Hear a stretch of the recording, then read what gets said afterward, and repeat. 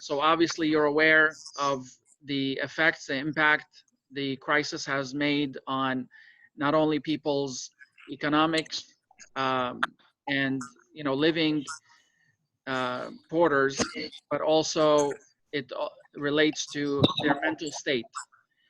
So there's a lot of depression. There's suicide is increasing across the country. There's increase in domestic violence, people not being able to handle stress and taking it out on their family members or their spouse. So there's a lot of backlash from the reaction of the epidemic. And alhamdulillah, the Muslim community from different organizations has helped provide food and financial assistance. But from our perspective at the Center for Peace, we wanted to reach out to members of the general public that need help related to their mental well-being. And I invited Sister Noor, who is a qualified mental health counselor, and she'll introduce herself. I don't want to speak on her behalf, on her background. She'll do that. But we'll go as far as we can with this specific session. Then we'll take a break, and I'll send a new link because with the Zoom, we're limited to at least 45 minutes. So if it stops, I'll be sending a chat with the new information for the new meeting that will take place, let's say 10 minutes after we go offline, so we don't lose anything, and then Sister Noor has enough time to finish her presentation. Keep in mind this is recorded, so for those who were not able to attend and they want to join the team, we have about 15 people who are interested. We will be sending that to them, and providing more focus on getting them at least trained somewhat um, with how they're going to talk to people who are impacted by this pandemic. Any general questions before we begin for me, or anything that you have on in your mind? Nope. Okay, everybody's ready to go? Let's go. All right, so I want to introduce Sister Noor, who I met a few months ago before this pandemic. We were talking about providing services related to mental health in general, and I think it became very timely with everything that's been going on. So I'll, give the floor to, or the Zoom virtual floor to Sister Noor. Thank you, Mr. Bassem, for first organizing this and inviting me to give this presentation and be able to help the other, be able to meet with other volunteers here in the community. If I first started introducing myself, I graduated from UCF, University of Central Florida, from the mental health counseling department.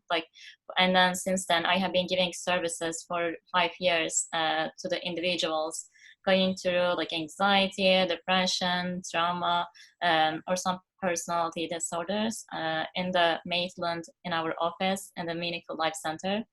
Now, I am doing all of my sessions online, including the group therapies as well.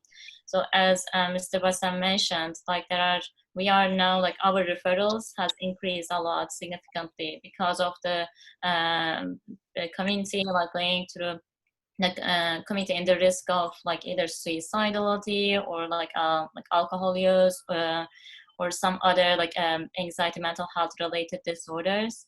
And and actually in the core of the suicidal thoughts, the loneliness, people feeling lonely comes.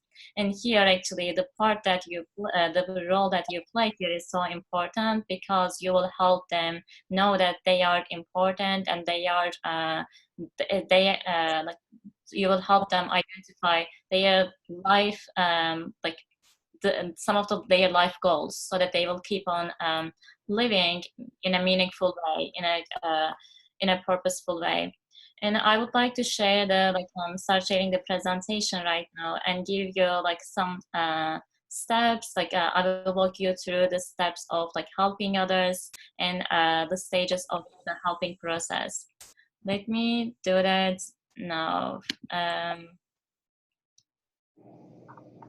Do you all see my screen? Yes. Yes. Yes. Mm-hmm. Right. So let's maybe first imagine that you are in the in the shoes of the person who is making the first call, who is desperate, feeling exhausted, and looking for comfort. And remember, we are not the fixers. We are not fixing people. They are not broken. They are the people who are struggling.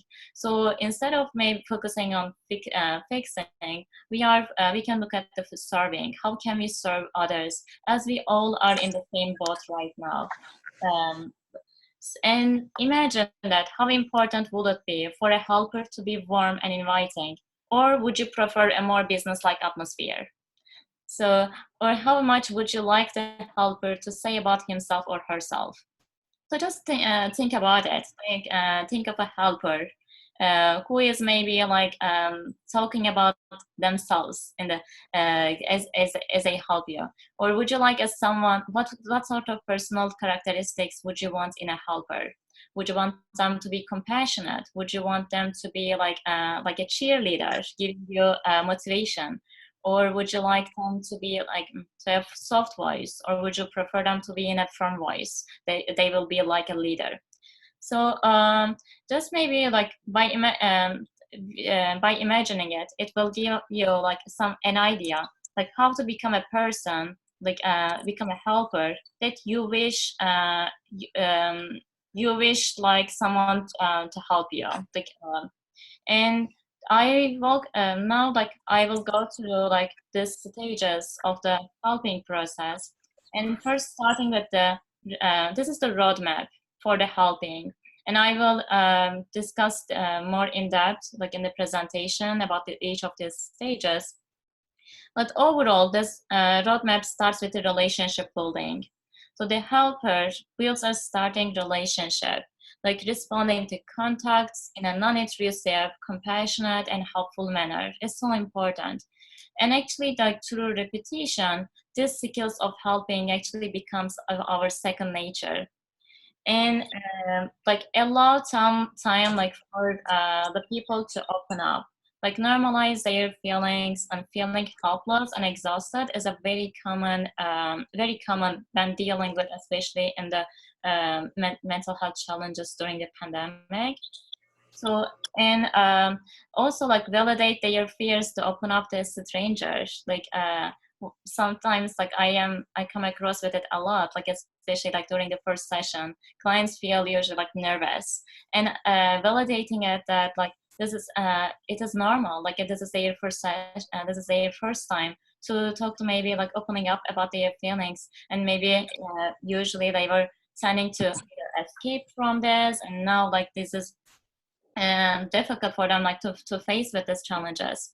And tell them that what is most important is to be direct, because it is the shortest road to getting exactly what we need. So it's important like you tell them like be direct and be honest, like because asking especially like from like everything we know about mental health, like depression is more likely to be a liar rather than a truth teller.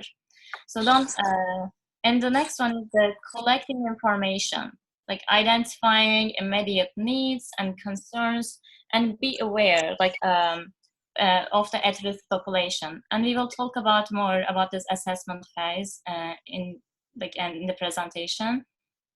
And after this, and remember, the assessment is not something that we are only doing in the beginning of our conversation. We are doing the assessment throughout our conversation with the person. And after we do the assessment, right assessment, like determine the client's problem and the intensity, frequency, and duration of the problem, then we are moving to the goal setting. Like the goal setting helps like instills hope in the client and invites their participation as a team player. And also the after the goal setting, we are moving to the intervention and action. Like we are discussing an action plan, and if the problem is understood and clarified, it will be easier to identify practical steps that can be taken to address it. And I will give some examples of these interventions as well in the presentation. And then in the last part, we are doing the evaluation, like evaluate the effectiveness of the interaction with you, like there's a resolution of problems, and then promote continuity and helping relationships.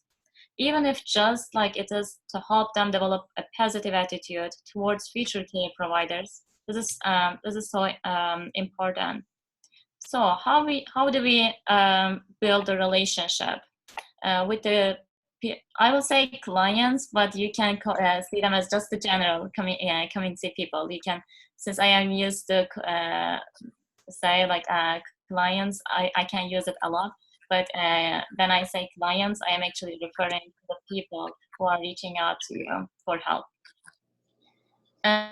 So the relationship building.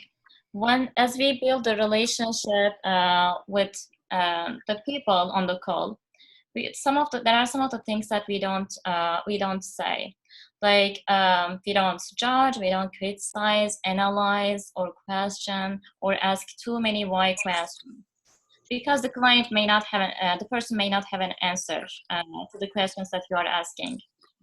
So we are not saying that it could be worse. You still have a brother, sister, mother, father. This is like sugarcoating. We say like sugarcoating the client's, the person's problem, like comparing it with the worst. Oh, it could be worse, or maybe saying that it was probably for the best. we don't know the client's belief system, so it's important that we can we can separate our like principles from the client's to the person's own values. Or we don't say that you need to relax. We can guide them towards some relaxation techniques on the phone. However, we don't say, oh, you have to relax, like, because this becomes more like a commanding, and maybe they don't know how to relax. Well, let's talk about, we don't say, let's talk about something else. We don't switch the topic. You should work towards getting over this. This is also what I advise. And it is good that no one else died. Like, this is also like minimizing the problem, the person's problem.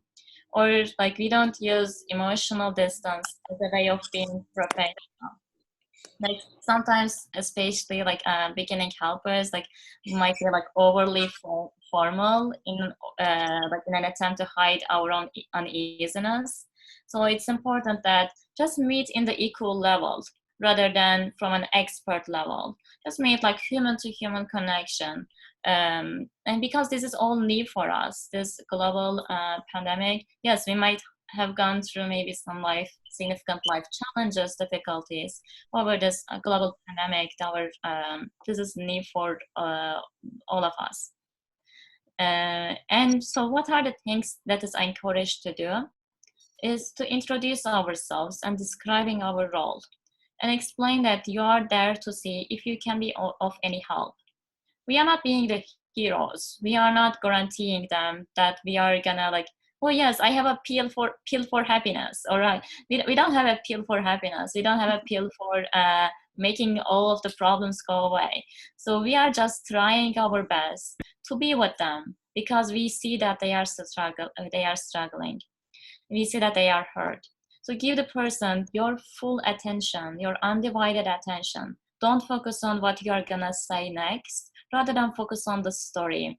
And maintain the speak softly and calmly, and find out whether there is any pressing problem that needs immediate attention. Like either immediate medical concerns might have the utmost priority. And also maintain the highest level of confidentiality. Like you can talk about your coworkers, about the challenges of like working in the same environment. This can be helpful. However, like even though like you're in a discussion like organized for this purpose, still require like still be careful to preserve strict confidentiality. And also, like, there is a difference between empathy versus sympathy. Like, I'm actually like curious about your thoughts. Maybe if anyone can give me like a like picture of maybe difference between what do you understand as difference between what do you see as difference between empathy versus sympathy? Empathy is like when you feel what the other person is feeling, versus sympathy is kind of like feeling sorry for them and not really feeling what they're feeling. Exactly, yes. So actually you explained very well. Sympathy is more like the pityness, like is a synonym for pity. Like it suggests that the sufferer is somehow less than the other person, and this creates like an power imbalance that makes the pitied person resentful. So we are not feeling like sorry like for them. We don't see them less capable. We don't see them as fragile person. We see them, they are capable, and we are there to guide them to use their own resources. Where empathy means that you grasp the facts, the feelings, and the significance of another person's story. And more important, that empathy involves the ability to convey that you're understanding where this person is coming from. Like a good, I don't know how to show this, very short, very nice anime about it. And I would like to show it to you. Let me see. Do you all see my screen? Yes. Okay.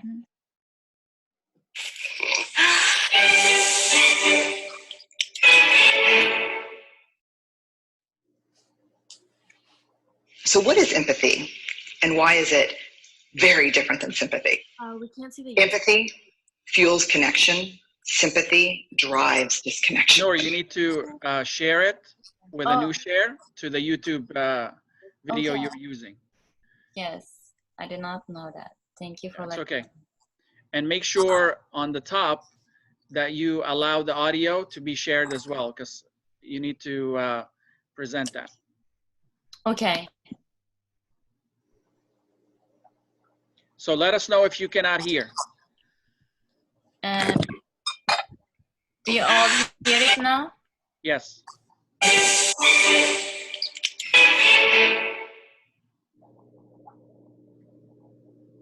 So what is empathy and why is it very different than sympathy?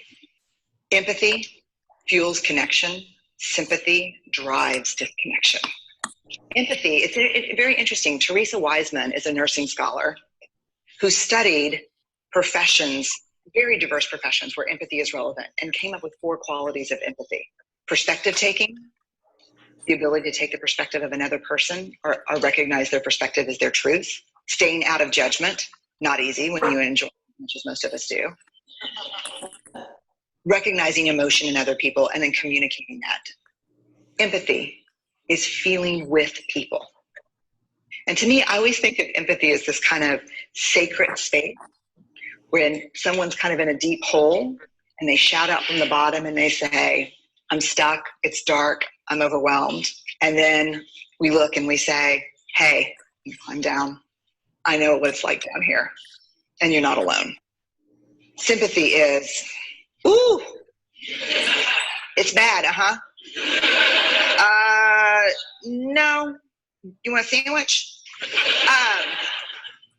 Empathy is a choice, and it's a vulnerable choice, because in order to connect with you, I have to connect with something in myself that knows that feeling. Rarely, if ever, does an empathic response begin with at least. And we do it all the time, because you know what? Someone just shared something with us that's incredibly painful, and we're trying to silver lining it. I don't think that's a verb, but I'm using it as one. We're trying to put the silver lining around it. So I had a miscarriage. At least you know you can get pregnant. I think my marriage is falling apart. At least you have a marriage. John's getting kicked out of school. At least Sarah is an A student. But one of the things we do sometimes in the face of very difficult conversations is we try to make things better. If I share something with you that's very difficult, I'd rather you say, I don't even know what to say right now. I'm just so glad you told me. Because the truth is, rarely can a response make something better. What makes something better is connection.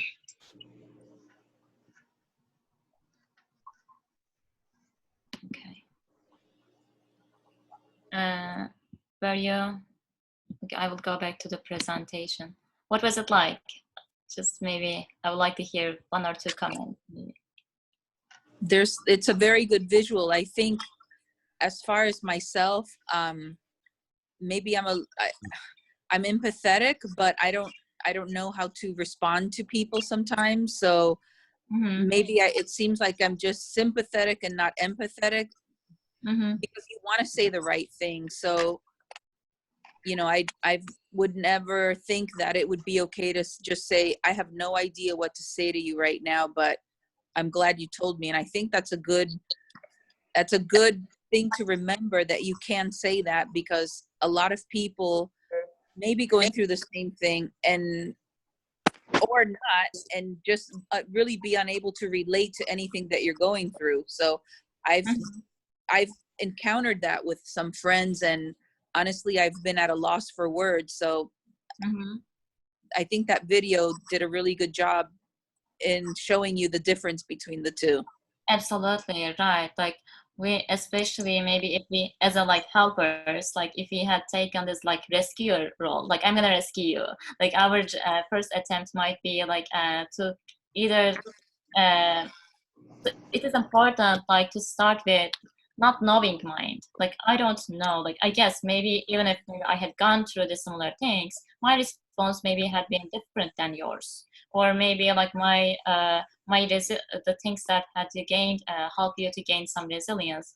And maybe like has been different than that person's story or that person's resources. Their support system is different than ours. Their biology, their biological tendency to react to the situations, they might be like more sensitive than you are. They might be more reactive than we are.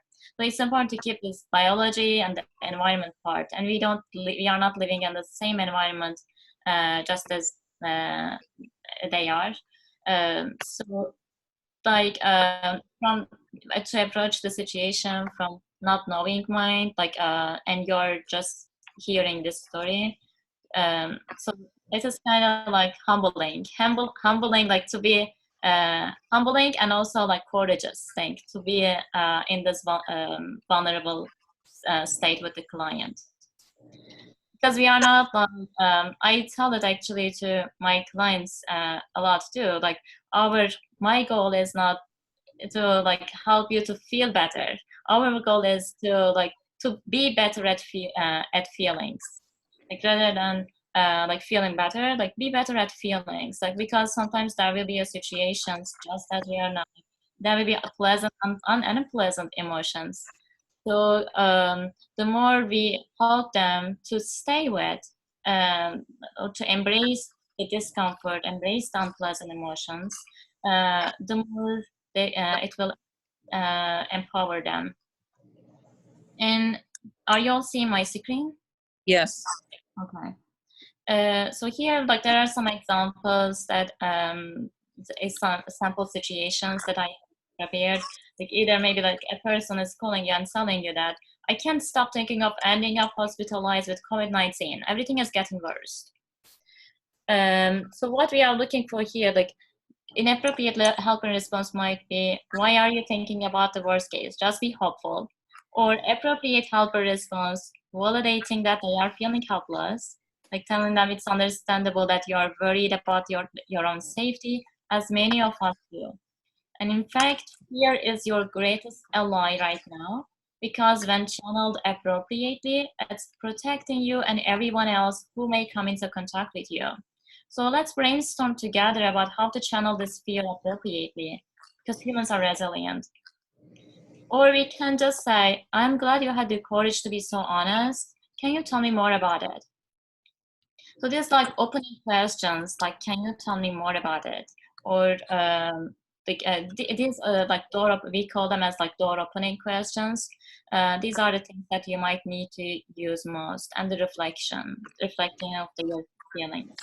Or the second situation might be like, I'm depressed, anxious, suicidal, I'm not sure what to ask for, but I don't want to be alone right now. So here we can say the helper response might be, sometimes we don't know exactly what we need and what someone can offer. That's okay. We can still reach out. It's perfectly fine if you have no idea what you need or want, especially when all you can think about is how much you are hurting. Let someone know how you're feeling. You might be surprised by the ways they offer to support you. Especially like as we are talking with the person on the phone call, like it's important how we use our nonverbal skills. And especially the use of the attentive silence is important. Like don't try to like fill in the void. Like allow the silence occur so that the person knows that you're not rushing or you don't get bored by what they are saying. Especially like it is very common that people might think that they will be a burden to others if they ask for help. So actually you might be the way that by through the way that you're approaching to the situation, you might be breaking that stigma of this person. And also the way that we reflect feelings is also important. Like how do we reflect feelings? Like imagine that you are, like think of yourself as the person and taking into account all the facts and also thinking about what you know about the client's background and values. And don't think about like how you would feel in the situation. Instead, like become the person and think about how he or she might feel. Because sometimes like we are saying that, oh, I will never think that way. Like, but maybe instead of maybe thinking that how you would feel in that situation, become the person and imagine their, look at from their perspective. Especially like sometimes like many times actually we use this only this like 6 emotions, like I'm mad, scared, happy, I'm sad, mad, scared, happy, joyful emotion languages. So it's important that you think you take them to the deeper level too. Like use more like under the anger. Okay, what they might be feeling, like hurt, critical, or skeptical, irritated, furious, like, and don't be afraid to make a guess. Your guess might be wrong. Don't worry about it. The person is not gonna correct you if you overshoot or undershoot the feeling. And also, this point is also important. We are using the word feel instead of thinking a lot. So it's important that we make this distinction. For example, we might be saying like, oh, you feel that your husband should have been more respectful of your need for privacy. However, I don't hear a feeling here. So instead of, this is not a reflection of feeling. Rather, the reflection of feeling is that you feel angry or hurt because you think that your husband should have been more respectful of your need for privacy. Is that difference being understood? Yes. Okay. So let me repeat it again. Like we are using the word feel a lot in place of the thinking. So it's important to make this distinction. Like instead of saying you feel that your husband should have been more respectful of your privacy, your need for privacy, you say that you feel angry because you think such and such. Also, don't wait too long to reflect the feeling. Give yourself the permission to pause the client if they are rambling.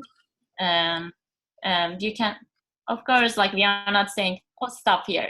We are saying, let me pause you here. Like, so the way that we are approaching, presenting it is important here.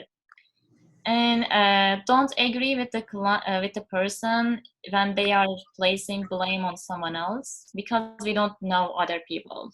If they are blaming other people, like I tell them, like your husband is not my client. You are my client. You or the other people, or the people people in the grocery shopping. They are not your client, so you don't know that. So keep your focus on the clients, on the person's viewpoint, and don't get into this like rabbit hole of like blaming other people. And we don't see things as they are. We see things as we are, like as if like peeling an onion. Like a person is likely to first give us the content of the story. Like this happened, and then this person came, and then I did this happened. So like the content of the story is one thing, or the process of the story is another thing. So when they are telling us the content of the story, we will peel the layer of the onion, and we will then reflect the feeling. And then under the reflection of feeling, we will see the personal meaning. Like, okay, when this happened, everyone can look at it with different perspective.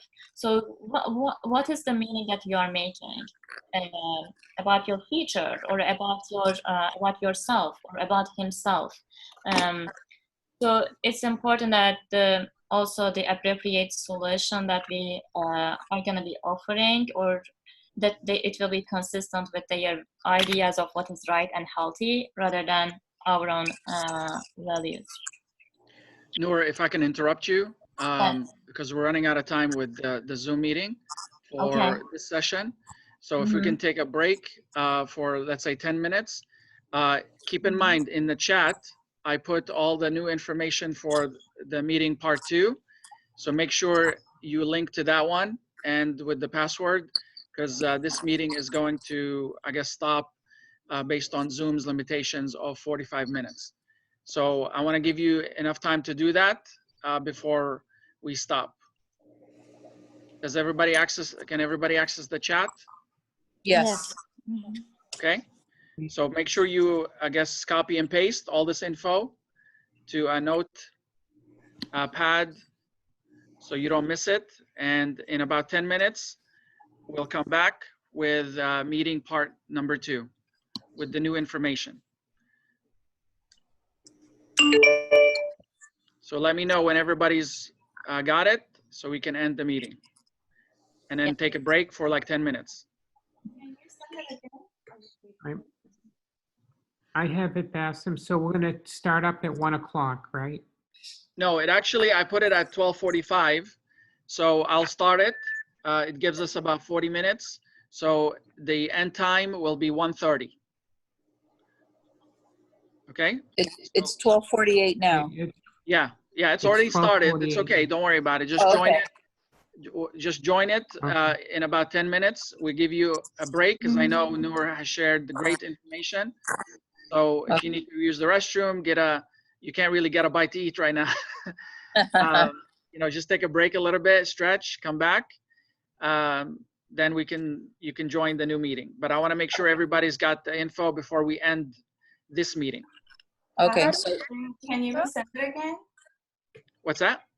Can you resend the link again? It's, do you see the chat? It's on the chat. I sent it to everybody. It went away on me. Okay. You can't see it, Asima? Yeah, I can't see it either. It went away. Okay, let me copy and paste it. Thank you. Just go to the chat. You should have it there. Okay, yeah, I see I it. got it. Thank you. okay, so I'm leaving. See you in 10 minutes. Okay. Bye. Yeah, when you got it, you can then exit the meeting so we make sure everybody's got them. Okay. I just don't want Zoom to stop automatically before we give you that info.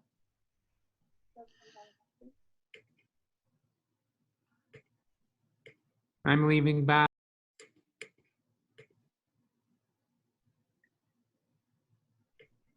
Aleida, Shireen, you got them? Yeah, Yeah, I'm writing it. Thank you. Okay, so just, there you go. And Shireen, when you, come back to the second meeting, use your name instead of the password as your name. Use my name? Okay. Okay, type in your name. Okay, I will. You got everything, the link and the password, right? Yep, I do, yeah. All right, so we'll see you in 10 minutes. All righty. Okay. Okay, bye-bye.